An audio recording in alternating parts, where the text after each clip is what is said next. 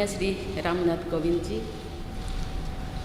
उपराष्ट्रपति श्री एम वेंकैया नायडू जी, प्रधानमंत्री श्री नरेंद्र मोदी जी, लोकसभा के स्पीकर श्री ओम बिरला जी, चीफ जस्टिस एन.वी. रमन्ना जी, सम्मानित सांसदगण, अन्य महानुभावों, देवियों और स्वजनों तथा मेरे प्यारे देशवासियों, सभी को जोहार।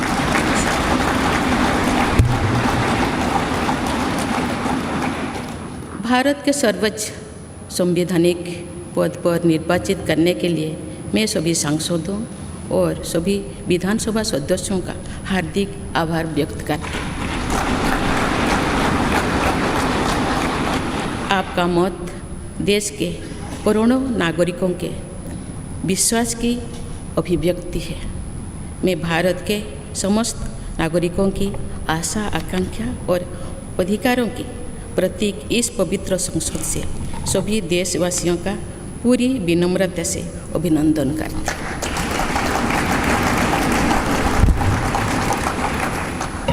आपकी आत्मीयता, आपका विश्वास और आपका सहयोग मेरे लिए इस नए दायित्व का निभाने में मेरी बहुत बड़ी ताकत रहेगी।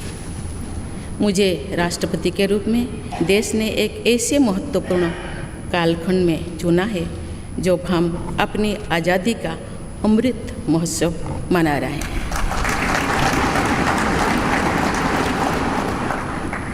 आज से कुछ दिन बाद ही देश अपनी स्वाधीनता के 75 वर्ष पूरी करेगा। ये भी एक संयोग है कि जब देश अपनी आज़ादी के 50वें वर्ष का पर्व मना रहा था तभी मेरे राजनीतिक जीवन की शुरुआत हुई थी। और आज आज़ादी के 75वें वर्ष में मुझे ये नया दायित्व मिला है। ऐसे ऐतिहासिक समय में जब भारत अगले 25 वर्षों के विजन को हासिल करने के लिए पूरी ऊर्जा से जुटा हुआ है, मुझे ये जिम्मेदारी मिलना मेरा बहुत बड़ा सौभाग्य है। मैं देश की ऐसी पहली राष्ट्रपति भी हूँ जिसका जन्म आज़ाद भारत में हुआ है। हमारे स्वाधीनता सेनानियों ने आज़ाद हिंदुस्तान के हम नागरिकों से जो अपेक्षाएं की थी उनकी पूर्ति के लिए इस अमृतकाल में हमें तेज गति से काम करना होगा। इन 25 वर्षों में अमृतकाल की सिद्धि का रास्ता 2 पटरी पर आगे बढ़ेगा, सबका प्रयास और सबका कर्तव्य। भारत के उज्जवल भविष्य की नई विकास यात्रा हमें सबके प्रयास से करनी है, कर्तव्य पथ पर चलते हुए करनी ही है। कल यानी 26 जुलाई को कारगिल विजय दिवस भी है। ये दिन भारत की सेनाओं के शौर्य और संयम दोनों का ही प्रतीक है।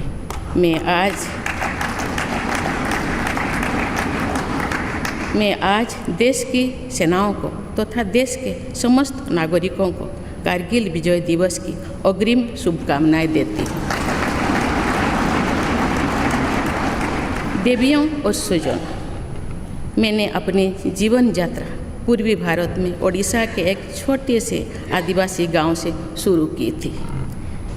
मैं जिस पृष्ठभूमि से आती हूँ वहाँ मेरे लिए प्रारंभिक शिक्षा प्राप्त करना भी एक सपने जैसा ही था, लेकिन अनेक बाधाओं के बावजूद मेरा संकल्प दृढ़ रहा और मैं कॉलेज जाने वाली अपने गांव की पहली बेटी थी।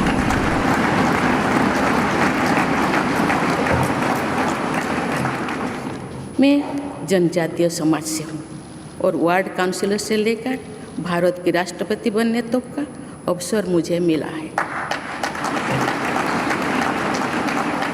ये लोकतंत्र की जननी भारतवर्ष की महानता है। ये हमारे लोकतंत्र की ही शक्ति है कि उसमें एक गरीब घर के पैदा होने बेटी, दूर सुदूर आदिवासी क्षेत्र में पैदा हुई बेटी भारत के सर्वोच्च संवैधानिक पद तक पहुंच सकते हैं। राष्ट्रपति के पद पहुंचना मेरी व्यक्तिगत उपलब्धि नहीं है, ये भारत की प्रत्येक गरीब की उपलब्धि है। मेरा निर्वाचन इस बात का सबूत है कि भारत में गरीब सपने भी देख सकता है और उन्हें पूरा भी कर सकता है।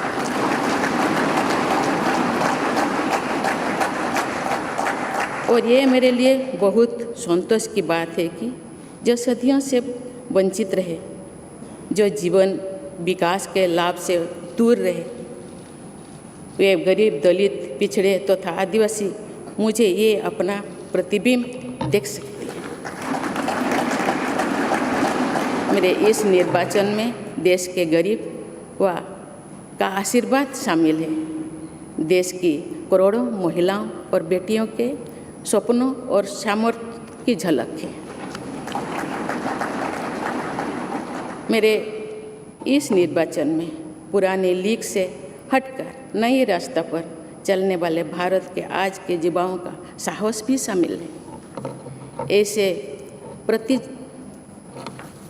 प्रगतिशील भारत का नेतृत्व करते हुए आज मैं खुद को गौरवान्वित महसूस कर रही हूँ। मैं आज समस्त देशवासियों को, विशेषकर भारत के युवाओं को तथा भारत की महिलाओं को ये विश्वास दिलाती हूँ कि इस पद पर कार्य करते हुए मेरे लिए उनके हित सर्वोपरि होंगे। देवियों और स्वजनों, मेरे सामने भारत के राष्ट्रपति पद की ऐसी महान विरासत है जिसने विश्व में भारतीय लोकतंत्र की प्रतिष्ठा का निरंतर मजबूत किया है। देश के प्रथम राष्ट्रपति डॉक्टर राजेंद्र प्रसाद से लेकर श्री रामनाथ कोविंद जी तक अनेक विभूतियों ने इस पद को सुशोभित किया है। इस पद के साथ साथ देश ने इस महान परंपरा के प्रतिनिधित्व का दायित्व भी मुझे सौंपा है। संविधान के आलोक में मैं पूरी निष्ठा से अपने कर्तव्यों का निर्वहन करूंगी। मेरे लिए भारत के लोकतांत्रिक सांस्कृतिक आदर्श और सभी देशवासी हमेशा मेरे ऊर्जा के स्रोत रहेंगे। देवियों और स्वजनों, हमारे संवैधानिक संग्राम में, स्वाधीनता संग्राम में एक राष्ट्र के तौर पर भारत की नई यात्रा की रूपरेखा तैयार की है। हमारा स्वाधीनता संग्राम उन संघर्षों और बलिदानों की अविरल धारा है जिसने आज़ाद भारत के लिए कितनी ही आदर्शों और संभावनाओं की सिंचा था। पूज्य बापू ने हमें स्वराज, स्वदेशी, स्वच्छता और सत्याग्रह द्वारा भारत के सांस्कृतिक आदर्शों की स्थापना का मार्ग दिखाया था। नेताजी सुभाष चंद्र बोस, नेहरू जी, सरदार पटेल, बाबा साहेब अम्बेडकर, भगत सिंह, सुखदेव, राजगुरु, चंद्रशेखर आज़ाद जैसे अनगिनत स्वाधीनता सेनानियों ने हमें राष्ट्र के स्वाभिमान को सर्वोपरि रखने की शिक्षा दी थी।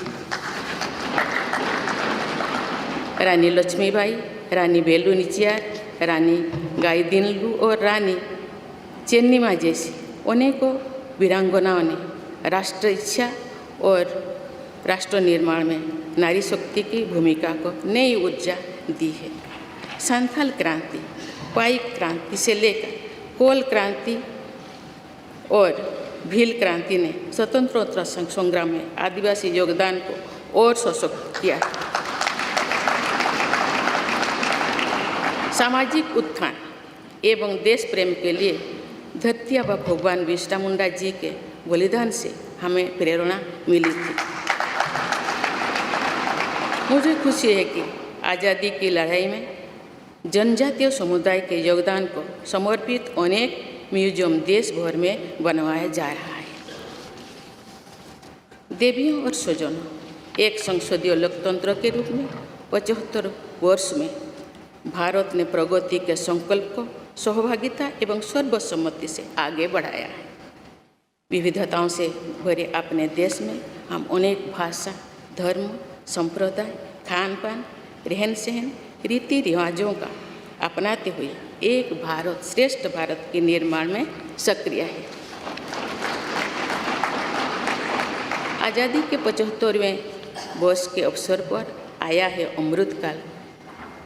भारत के लिए नए संकल्पों का कालखंड है। आज मैं इस नए युग के स्वागत में अपने देश को नई सोच के साथ तत्पर और तैयार देख रही हूँ। भारत और हर क्षेत्र में विकास का नया अध्याय जोड़ रहा है। कोरोना महामारी के वैश्विक संकट का सामना करने में भारत ने जिस तरह का सामर्थ्य दिखाया है, उसने पूरे विश्व में भारत की साख बढ़ाया है।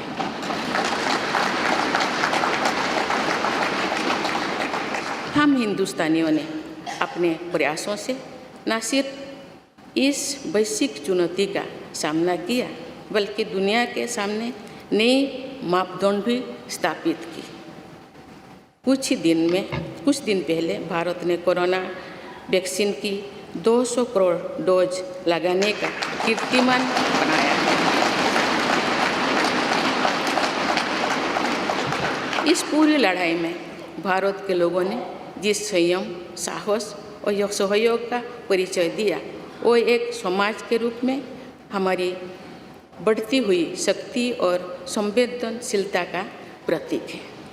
भारत ने इन मुश्किल हालात में न केवल खुद को संभाला, बल्कि दुनिया की मदद भी की। कोरोना महामारी से बने माहौल में आज दुनिया भारत को नए विश्वास से देख रही है। दुनिया की आर्थिक स्थिरता के लिए, सप्लाई चेन की सुगमता के लिए और वैश्विक शांति के लिए दुनिया को भारत से बहुत उम्मीदें हैं। आगामी महीनों में भारत अपनी अध्यक्षता में G20 ग्रुप की मेजबानी भी करने जा रही है। इसमें दुनिया के 20 बड़े देश भारत की अध्यक्षता में वैश्विक विषयों पर मंथन करेंगे। मुझे विश्वास है भारत में होने वाले इस मंथन से जो निष्कर्ष और नीतियाँ निर्धारित होंगे, उनसे आने वाले दशकों की दिशा तय होगी। देवियों और स्वजनों, दशकों पहले मुझे रायरंगपुर में श्री अरबिंदो इंटीग्रल स्कूल में शिक्षक के रूप में कार्य करने का अवसर मिला था। कुछ ही दिनों के बाद श्री अरबिंदो जी की 150वीं जन्म जयंती मनाई जाएगी। शिक्षा के बारे में श्री अरबिंदो के विचारों ने मुझे निरंतर प्रेरित किया है। जनप्रतिनिधि के रूप में विभिन्न पदों पर कार्य करते हुए और फिर राज्यपाल के रूप में भी मेरा शिक्षण संस्थानों के साथ सक्रिय जुड़ाव रहा है। मैंने देश के युवाओं के उत्साह और आत्मबल को करीब से देखा है। हम सभी के श्रद्धेय अटल जी कहा करते थे कि देश के युवा जब आगे बढ़ते हैं तो वे सिर्फ अपने ही भाग्य नहीं बनाते, बल्कि देश का भी भाग्य बनाते हैं।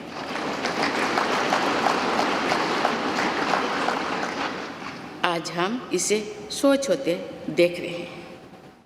वोकल फॉर लोकल से लेकर डिजिटल इंडिया तक हर क्षेत्र में आगे बढ़ रहा आज का भारत विश्व के साथ कदम से कदम मिलाकर औद्योगिक क्रांति 4.0 के लिए पूरी तरह भारत तैयार है। रिकॉर्ड संख्या में बन रहे स्टार्टअप्स में, नए नए इनोवेशंस में, दूर सुदूर क्षेत्रों में डिजिटल टेक्नोलॉजी की स्वीकार्यता में भारत के युवाओं की बड़ी भूमिका है।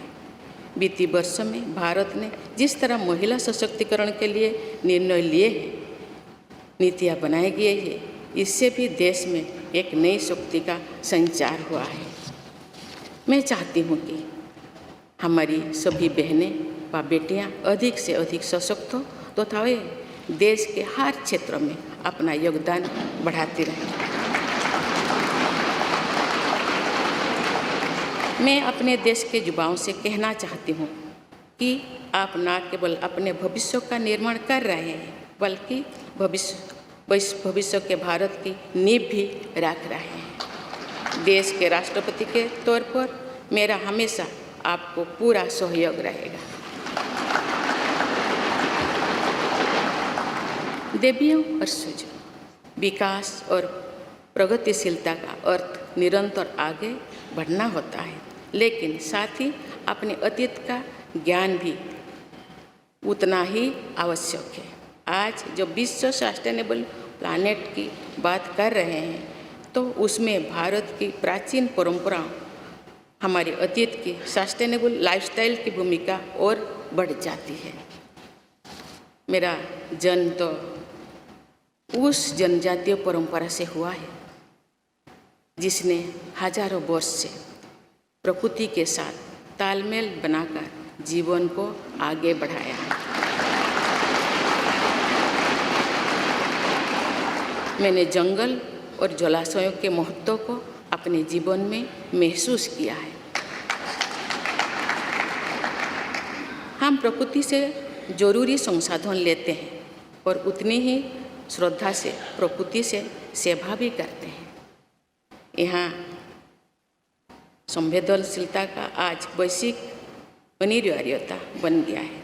मुझे इस बात की प्रसन्नता है कि भारत पर्यावरण संरक्षण के क्षेत्र में विश्व का मार्गदर्शक बन रहा है। देवियों और स्वजनों, मैंने अपने अब तक के जीवन में जन सेवा में ही जीवन की सार्थकता को अनुभव किया है। श्री जगन्नाथ क्षेत्र के एक प्रख्यात कवि भीम भोई जी की कविता की एक पंक्ति है, मो जीवन पछे नरके पड़ी थाउ जगत उद्धार है।